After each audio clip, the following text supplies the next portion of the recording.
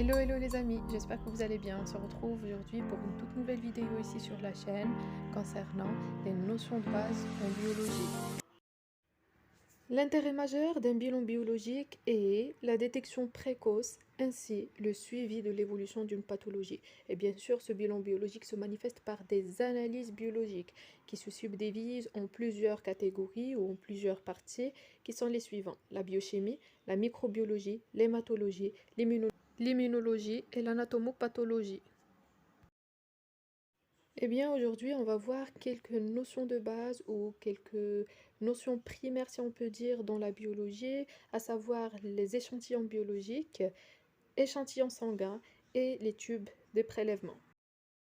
Débutons par les échantillons biologiques. Principalement, on a pas mal de types d'échantillons biologiques, à savoir le sang, les urines, les selles, les expectorations et le LCR, ou ce qu'on appelle le liquide céphalorachidien.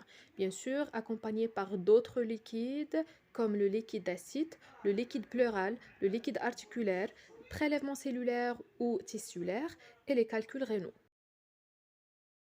Passons maintenant aux échantillons sanguins. Et la question qui se pose le plus fréquemment dans ce sujet, c'est la suivante. Quelle est la différence entre plasma et sérum? Et c'est ça ce qu'on va voir tout de suite.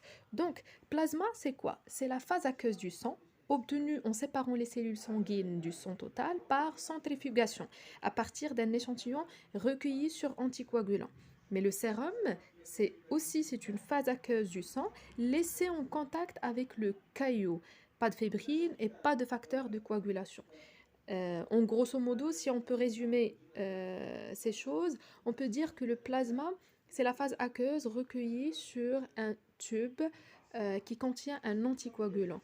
Mais le sérum, c'est la phase aqueuse du sang qui est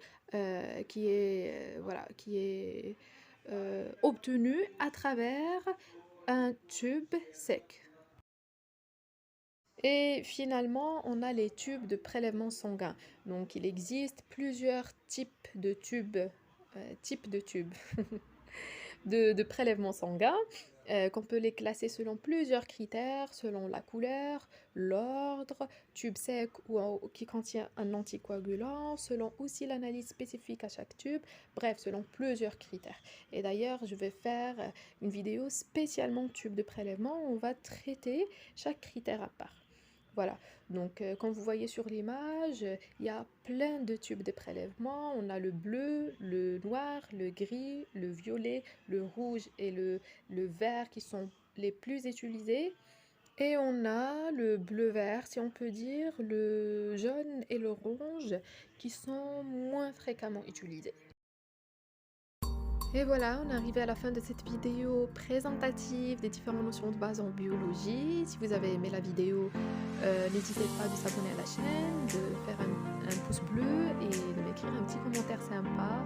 Pourquoi pas, je serai très reconnaissante. Et voilà, sur ce, je vous dis ciao ciao et à la prochaine.